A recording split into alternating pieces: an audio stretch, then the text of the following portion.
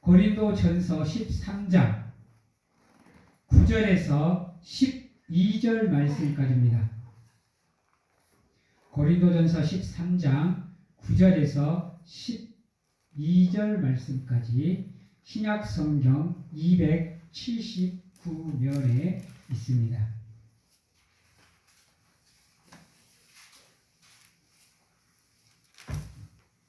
신약성경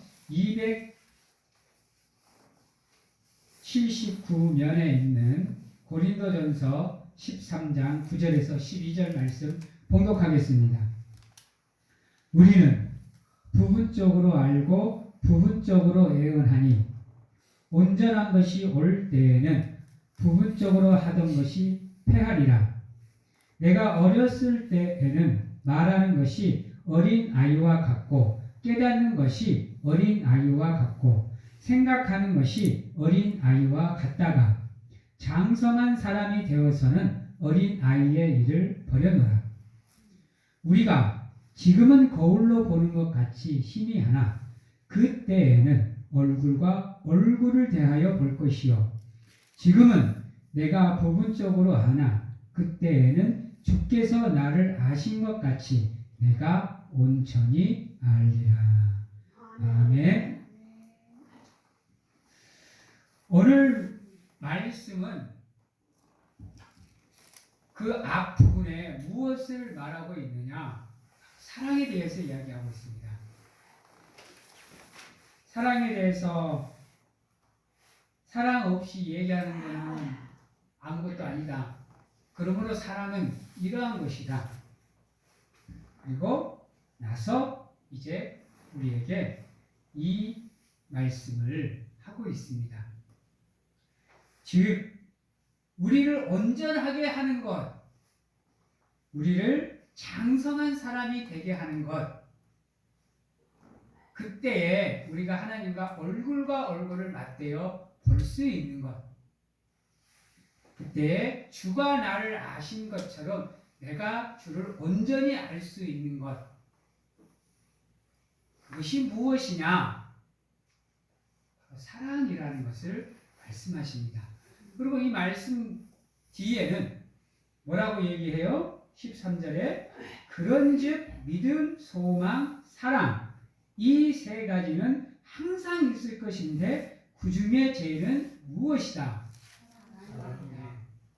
우리를 온전하게 만들 수 있는 것은 사랑이라고 얘기를 하고 있는 거예요. 여러분, 우리가 사람이라면 누구나가 성장기를 가질 수밖에 없습니다. 처음에 태어나서 어린아이, 유아기, 그 다음에 유년기, 그 다음에 소년기, 그 다음에 청소년기, 그 다음에 청년기, 성인기를, 성년기를 이렇게 지나면서 차근차근 인간은 성장하게 되어 있어요. 근데 한번 생각을 해봐요. 물론 어린 아이 시절을 우리가 지내와야 되지만 다 커서도 어린 아이와 같은 행동을 한다 그러면 인정을 받을 수 있는가요? 오히려 손가락질을 당하고 놀림을 당하고 욕을 먹게 되어 있어요. 그 시기에 받게끔 행동을 해야 되겠죠. 물론 우리가 처음 예수님을 믿었을 때는, 처음 예수님을 영접했을 때는 우리가 아무것도 모르는 상태이기에 조금의 실수를 해도 사람들이 이해를 해요. 그렇죠? 이제 믿은 지 얼마 안 됐고 말씀도 잘 모르고 이러니까 조금 실수를 하거나 이래도 아직 믿음이 성장하지 않았기 때문에 그래 저렇게 행동할 수 있어 라고 이해를 해요.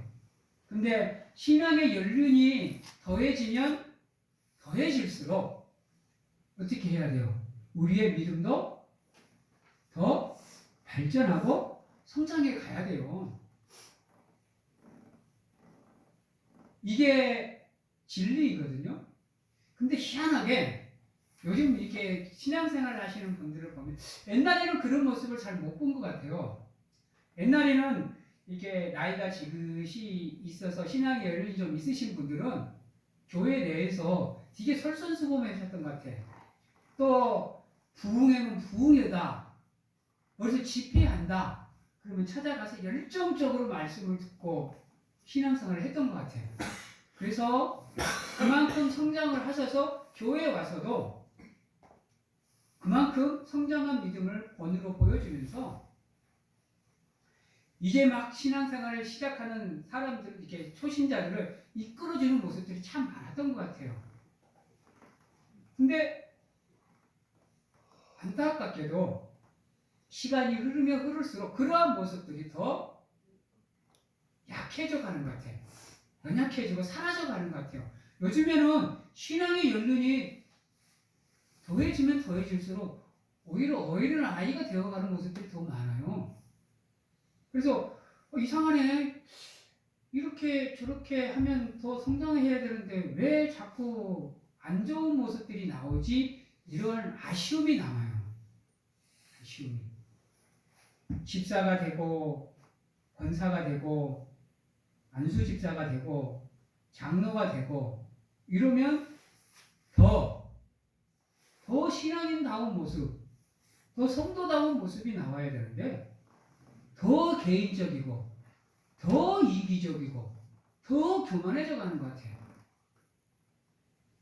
신앙의 연륜이 1년, 2년, 3년, 4년, 5년, 10년, 20년, 30년, 40년 더해가면 더해갈수록 말씀에서 나오는 더 겸손해지고 더 남을 섬기고 더 봉사하고 더 헌신하고 더 하나님을 예배하고 기도하고 찬양하는 자리로 나아가셔야 되는데 그렇지 못하고 더 예배를 소홀히 하고 더 기도를 소홀히 하고 교회에 오는 게 뜸해지고 이러한 모습들이 오히려 더 나와요. 그러면 목회자 입장에서는 정말로 마음이 아파요. 가면 갈수록 성장해서 더 하나님의 기쁨이 되어드리고 더 하나님을 마음을 시원케 해드리고 더 하나님이 원하는 장성한 분량까지 나가기 위해서 노력을 해야 되는데 물론 삶이 힘들다 보니까 빡빡하다 보니까 바쁘다 보니까 그럴 수 있겠다라고 생각을 이해를 하면서도 안타까움이 마음에 있어요. 그래, 나는 목회자고 나는 사람이니까 그래, 저런 모습 어느 정도 이해할 수 있어. 근데 하나님은 어떨까? 이런 생각을 하면 나중에 심판대 앞에 서서 우리 사랑하는 성도님들, 우리 사랑하는 기독교인들 뭐라고 변명할까? 그때 가서 핑계할 수 있을까? 변명할 수 있을까?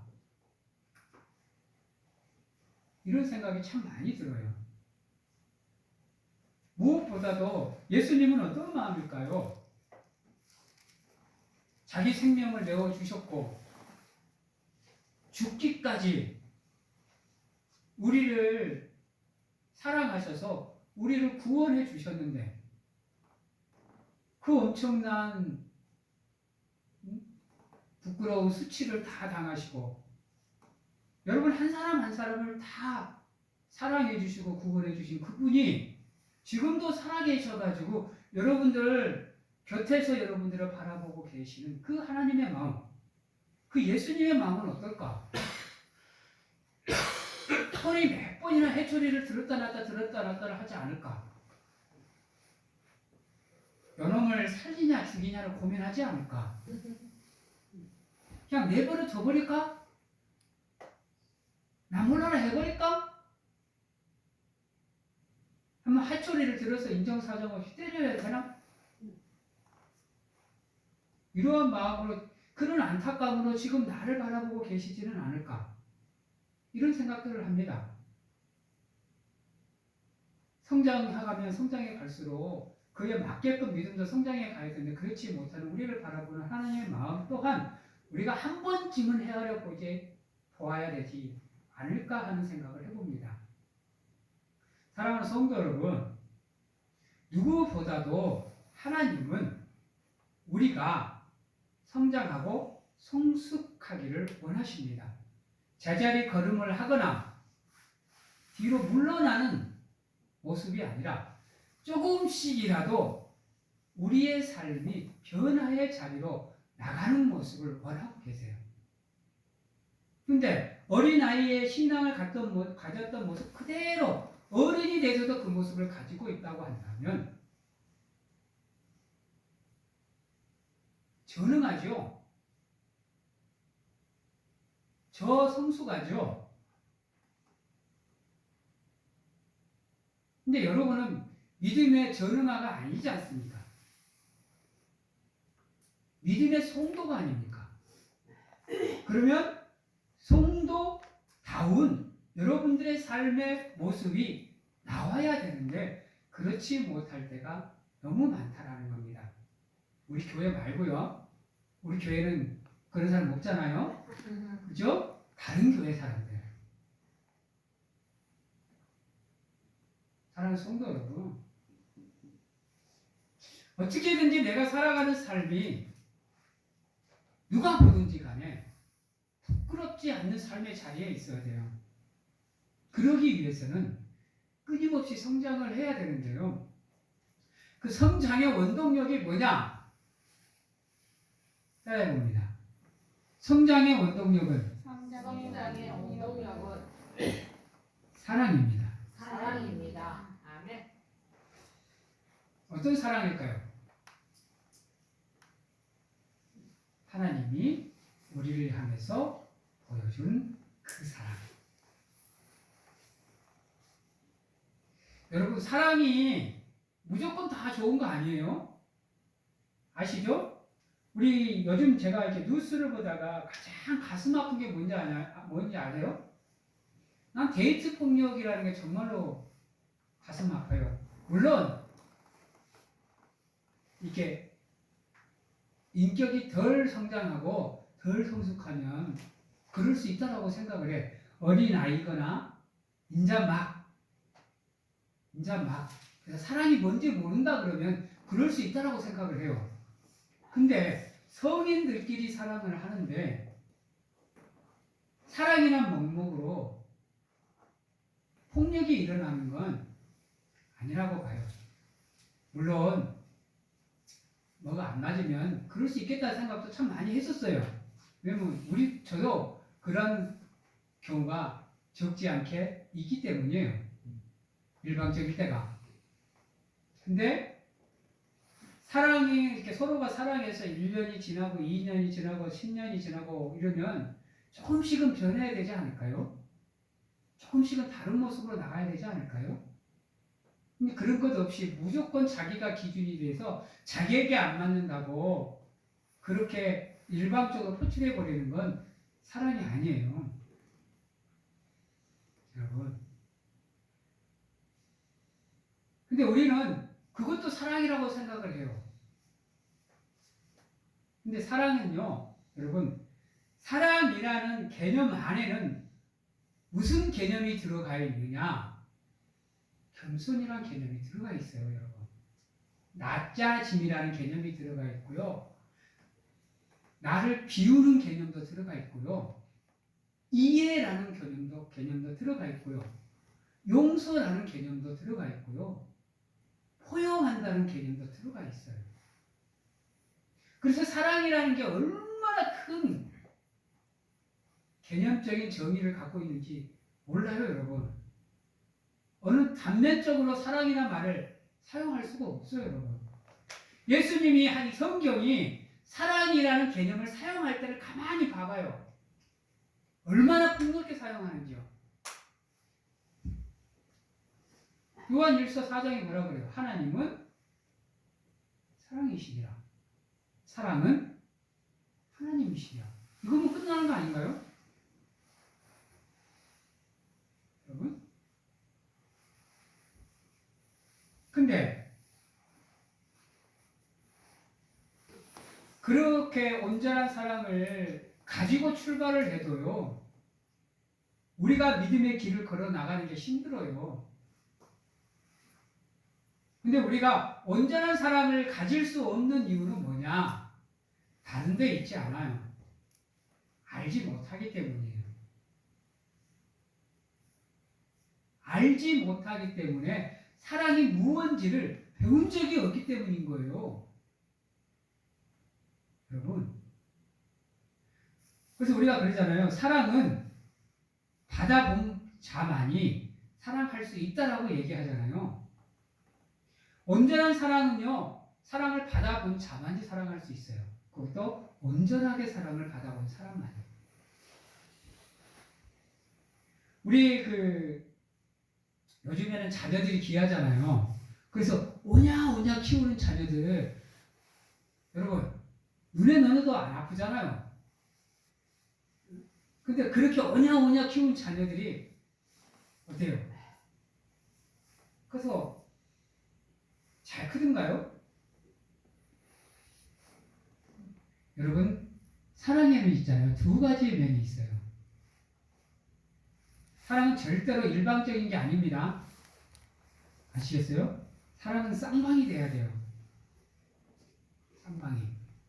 그래서 사랑은 주고 받는 거예요. 그래서 사랑에는요, 두 가지 면이 있거든요. 주는 것과 받는 것. 여러분, 받는 것도 내가 조건 없이 받아야 되지만요, 주는 것 또한 조건 없이 줘야 되는 거예요. 왜 나는 조건 없이 받으면서 내가 줄 때는 조건을 걸어요? 여러분, 부모가 자녀에게 사랑을 조건 없이 주면 자녀 또한 부모에게 사랑을 조건 없이 줘야 되는 거예요. 그래서 문제가 안 생겨. 근데 자녀들이 부모한테는 조건 없이 받아요. 근데 부모에게 줄 때는 어때요? 조건을 걸어요.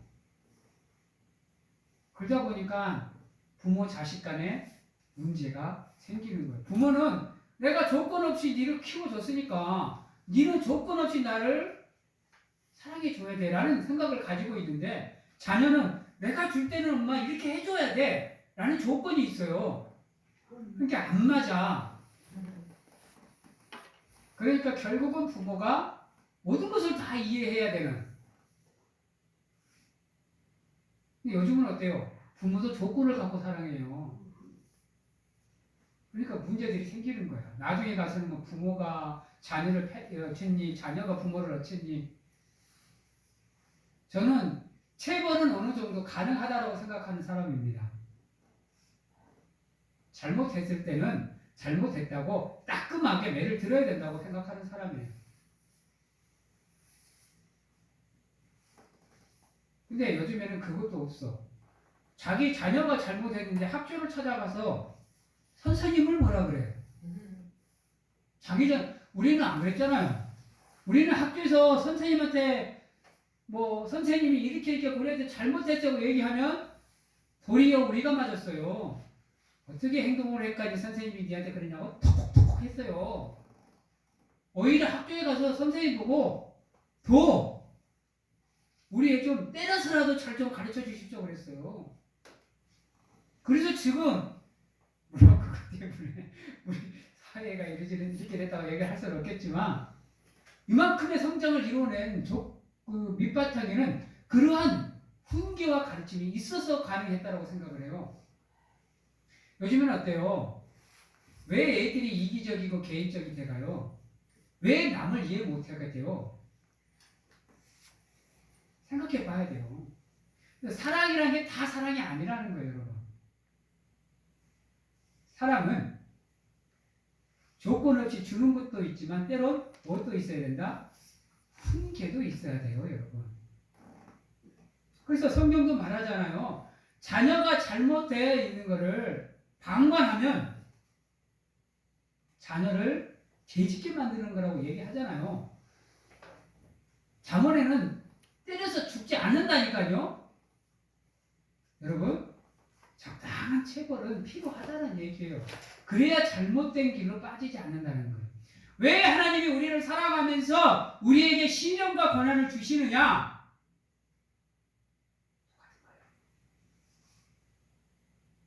버릇없이 신앙생활 하지 말라는 거예요. 다 이유가 있어요, 여러분. 그래서 사람들이라도 다 똑같은 사람이 아니라는 거 기억하시고, 올바른 사랑으로 서로가 서로를 사랑할 수 있도록, 그 올바른 사랑의 상징이 뭐냐? 우리를 향한 하나님의 사랑으로 우리 또한 남을 사랑하는 것. 이게 진정한 사랑이라는 겁니다. 그럴 때만이 우리가 어린 아이의 신앙에서 벗어나서 장성한 신앙으로 나갈 수 있다라고 얘기를 하는 겁니다. 제가 이렇게 뉴스를 한 번씩 보다 보면 안타까울 때가 있어요. 이게 이런 얘기를 하거든요. 사람은 건쳐서 쓰는 게 아니다. 맞는 말인가요? 틀린 말인가요? 여러분, 사람은 건쳐서 쓰는 게 아니다. 여러분들 생각이 어때요? 맞는 말인가요? 틀린 말이에요, 여러분. 물론 우리의 그 예상을 벗어나는 존재도 있지만 대부분 여러분, 우리가 사랑으로 감싸고 보듬어주고 안아주면 사람은 변하게 되어 있어요. 물론 사기치는 사람들은 뭐 감옥에 갔다 와도 또 사기를 치고, 범죄자는 뭐 또 범죄를 하게 되어 있다고 하는데, 저는 그거 잘못이 누구에게 있냐고 생각하냐면요, 이 사회에 있다고 생각을 해요. 왜요? 감옥 갔다 오면 사람들이요, 선입견을 가지고요, 온전한 사람으로 안 봐줘요.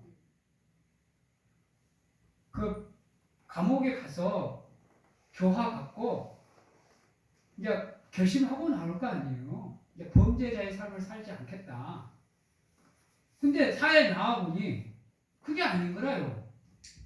오히려 더 살아가기 힘들어져 버리는 거야. 그러다 보니까 또다시 범죄를 생각할 수밖에 없게 만드는 경우가 더 많다라는 거예요. 물론 자기가 자기 욕망을 욕구 못해서 다시 죄악의 길로 들어서는 경우도 있지만, 대부분의 사람들이 자기에게 주어지는 환경이 자기가 감당할 수 없는 환경으로 주어지다 보니까 다시금 장발장의 모습도 그 모습이 아닌가요? 그래서 여러분, 우리가 사랑을 생각할 때, 물론 13장을 통해서 사랑은 이런 거다, 이런 거다, 이런 거다, 이런 거다, 이런 거다를 가르쳐 주셨지만, 물론 그와 같은 사랑을 우리가 완벽하게 해낼 수는 없지만, 사랑에는 반드시 이해와 용서와 포용이 함께 가야 되고요, 잘못된 것은 잘못되었다라고 가르쳐 줄 수 있는 훈계 또한 같이 가야 되는 거예요. 그래야 우리가 온전한 사람으로 나가는 거예요. 자녀가 잘못했을 때 아무리 소중한 존재라고 해서 그냥 그거 무마시키면 안 돼요. 내는 들지 않더라도 잘못된 것은 잘못되었다고 가르쳐 주셔야 돼요. 자녀가 기분 나빠할 거 봐서, 자녀가 싫어할 거 봐서 싫은 소리 안 한다. 괜히 싫은 소리 해갖고 자녀들이 엇나갈까 봐서 안 한다. 이건 부모 잘못이에요. 여러분, 이 사회가 지금 자녀들이, 10대들이, MZ 세대들이 이러한 모습으로 나가고 있는 거, 크게는 부모들의 잘못도 커요, 여러분. 부모들의 잘못도 큰다고요. 죄송한 말씀이지만 저는 태은이를 정말로 사랑하거든요. 그래서 남이 태은이를 욕하는 건 나는 못 봐요. 나는 그건 용서가 안 되더라고요. 아무리 태은이가 잘못을 해도요. 그래서 저는 태은이가 잘못을 해도 다른 사람들 앞에서는 태은이를 감쌉니다. 그리고 나서는, 조용히 와서는 태은이한테는 내가 얘기해줘요. 이런 게 잘못된 거다 태어나. 두 번 다시는 이런 모습 하지 말자. 가르쳐줘요. 또 그리고 태연이가 잘못했을 때는 태연이가 눈물에 눈물 쏙 쏟아질 때까지 뭐라 그래요. 난 체벌이 필요하다고 하면 그 친구는 난 체벌도 해요. 태연이한테. 확실하게 잘못된 것은 가르쳐야 된다고 생각을 해요. 그러나 잘해줄 때는 간접적으로 다 빼줍니다. 한번 나중에 한번 태연이 물어봐봐요. 내 말이 그러지 말이에요. 그래서 지금 우리 태연이가 감사하게도 자기 앞길을 잘 찾아가주고 있어서 너무 감사해요. 우리는 물론 제가 잘하고 있다는 건 아닙니다. 저도 태연이한테는 잘못하는 아빠이고 때론 무능한 아빠일 때도 있어요. 하지만 적어도 자녀가 잘못된 것은 잘못된 것이라고 가르쳐주고 훈계를 해주었을 때 그게 처음에는 말이 안 되더라도 두 번, 세 번 되다 보면 스스로가 깨닫게 되어 있다고 생각을 해요. 그래서 그 길을 자기가 될 수 있으면 그 실수를 안 하려고 노력을 하고 그렇게 커간다는 거예요. 그러다 보면 남의 잘못도 자기가 포용할 수 있는 사람이 되어 간다고 생각을 해요. 그렇게 저는 지금까지 태연이를 키워왔어요. 하나님도 마찬가지예요. 하나님도 우리에게 시련과 고난을 주는 이유가 거기에 있어요. 우리가 잘못된 삶을 살고 죄악된 삶을 살면 그것이 잘못된 것을 깨닫게 해주시기 위해서 시련과 고난을 우리에게 회초리로 허락한다고 생각을 해요. 그리고 그것을 통해서 깨달으면 하나님께서 돌이켜서 안아주시는 거고 그렇지 못하면 깨달을 때까지 하나님께서 기다려 주시는 거예요. 그게 우리를 향한 하나님의 사랑이에요. 여러분들은 지금 그 사랑을 받고 살아간단 말이에요. 근데 왜 남의 잘못을 우리가 이해를 못 해주고 있냐는 거예요. 충분히 그러한 사랑을 받고 살아가시면서 살아가시는 겁니다. 그러한 사랑으로 우리가 무장이 되면 우리가 지금 내 모습이 이게 잘못된 모습이구나. 이게 어리석은 모습이구나. 이게 나약한 모습이구나. 이러한 모습으로 살면 안 되겠구나. 하나님이 원하는 모습은 이게 아니구나. 이것을 우리가 깨달을 수 있게 된다는 거예요. 그리고 우리가 그 길에서 벗어나기 위해서 노력을 하고 하나님이 원하시는 길로 우리는 나가게 되어 있다는 겁니다. 그래야 우리가 12절에 나와 있는 지금은 우리가 하나님을 희미하게 볼지라도 우리가 하나님의 얼굴과 얼굴을 대하여 볼 기회가 우리에게 주어지는데 바로 그때가 언제냐? 우리가 하나님의 사랑을 깨달을 때,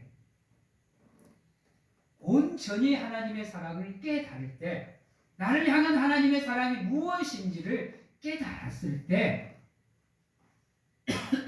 내가 하나님과 얼굴과 얼굴을 맞대요. 즉 하나님을 만날 수 있고 볼 수 있는 기회가 내게 주어진다는 겁니다.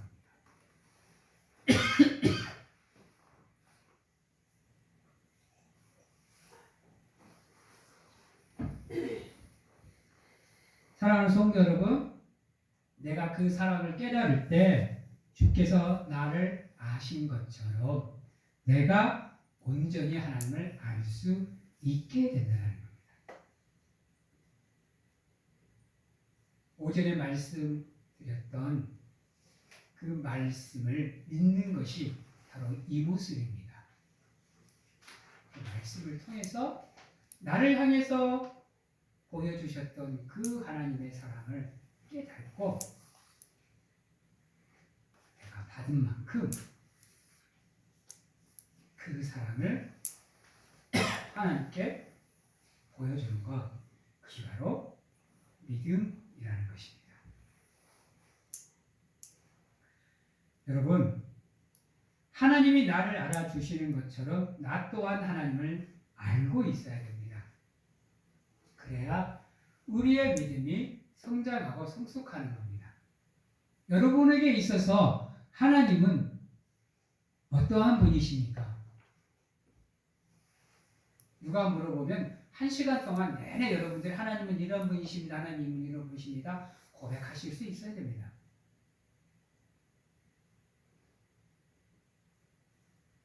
내가 여러분들에게 물어봤을 때 여러분들은 하나님은 어떠한 분이라고 얘기하시겠습니까? 한번 생각해 보시기 바랍니다.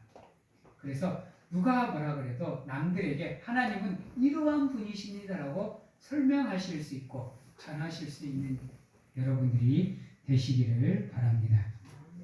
따라해 보겠습니다. 어린아이의 신앙에 머물지 말고 장성한 사람의 신앙으로 나갑시다. 아멘. 부분적으로 아는 것보다 온전히 알기 위해서 노력합시다. 우리가 하나님을 부분적으로 알면요, 우리가 부분적으로 아는 거에서만 믿음이 생겨요. 그래서 삶이 힘들었다가 좋았다가 힘들었다가 좋았다 하는 일이 생기는 거예요. 우리가 하나님을 온전히 알면요, 우리가 온전히 우리의 삶이 나갈 수가 있어요. 곡선이 생길 수가 없어요. 오전에는 말씀을 드렸던 것처럼. 그래서 부분적으로 아는 신앙에서 온전히 아는 신앙으로, 어린아이 신앙에서 장성한 사람의 신앙으로 성장해 나가는 것. 그래서 성경은 뭐라 그래요? 하나님이 원하시는 장성한 분량까지 끊임없이 성장하자 라고 얘기하는 거예요. 잊지 마시기 바랍니다. 신앙은 끊임없이 성장하는 겁니다. 내 기분에 따라 성장하는 거 아니고, 내 주변 환경에 따라 성장하는 게 아니고, 내게 주어지는 조건에 따라 성장하는 게 아니라 그리스도만으로 만족하며 끊임없이 성장해 가는 겁니다. 그래야 사탄에게 우리가 틈을 허락하지 않습니다. 그러면 우리 또한 가룟 유다와 같은 삶의 모습을 가질 수밖에 없다라는 것 기억하십시오. 다시 한번 해볼까요? 끊임없이 성장합시다. 아멘. 그래야 나를 향한 하나님의 사랑을 깨닫고 그 사랑을 하나님께 또 이 모든 사람들에게 전할 수 있는 사랑의 성도가 되실 수 있는 겁니다. 이제 말씀을 마무리하도록 하겠습니다. 사랑하는 성도 여러분, 우리의 신앙은 끊임없이 성장한 겁니다. 어린아이의 신앙에서 장성한 사람으로, 부분적인 신앙에서 온전한 신앙으로 끊임없이 성장해 가는 것이 우리의 믿음이고, 우리를 향한 하나님의 사랑에 대한 우리의 사랑입니다. 그렇게 여러분들의 삶을 통해서 하나님이 원하시는 장성한 분량까지 끊임없이 성장해 나가시는 가운데 우리에게 보여주신 그 하나님의 사랑을 우리가 하나님께 다시금 보여드릴 수 있는 아름다운 사랑의 성도들이 다 되시기를 주님의 이름으로 축원합니다. 기도하겠습니다. 사랑의 하나님 감사합니다. 하나님께서 우리를 사랑하 주셨듯이 우리 또한 하나님을 사랑할 수 있는 사랑의 마음과 믿음을 우리에게 허락하여 주시옵소서. 또한 우리가 하나님을 사랑하는 것을 선택하는 것이 아니라 하나님이 조건 없이 무조건적으로 우리를 사랑해 주셨음을 기억하게 하시어서 어떠한 경우에도 하나님을 떠나는 것이 아니라 끊임없이 성장하는 가운데 하나님의 마음을 기쁘게 하는 우리가 될 수 있도록 하나님 축복하여 주시옵소서. 하나님이 나를 알아주시는 것처럼 나 또한 온전히 하나님을 알 수 있는 지혜를 허락하여 주시어서 우리의 삶을 통해서 하나님의 영광을 드러내게 하고 믿지 않는 사람들에게 하나님의 사랑을 전하고 하나님을 전하고 하나님의 말씀을 전할 수 있는 은혜를 허락하여 주시옵소서. 지금은 우리를 죄에서 구원하시기 위해 이 땅에 오신 예수 그리스도의 은혜와 세상 끝날까지 항상 우리와 함께 하시는 가운데 안아주시고 품어주시는 하나님 아버지의 사랑하심과 세상 어느 곳에 가서 무엇을 하든지 간에 우리를 지키시고 보호하시는 성령님의 교통하심이 온전히 겸손하게 하나님을 사랑하는 가운데 나에게 보여주셨던 그 사랑을 하나님에게 보여주며 다른 사람들에게도 전하여 그들에게 하나님을 가르쳐 줄 수 있는 우리가 되겠노라고 확신하고 결단하는 귀한 하나님의 성도님들 머리 위에와 가정과 직장, 자녀와 건강 위에 지금부터 영원토록 함께 하시기를 축원하옵나이다.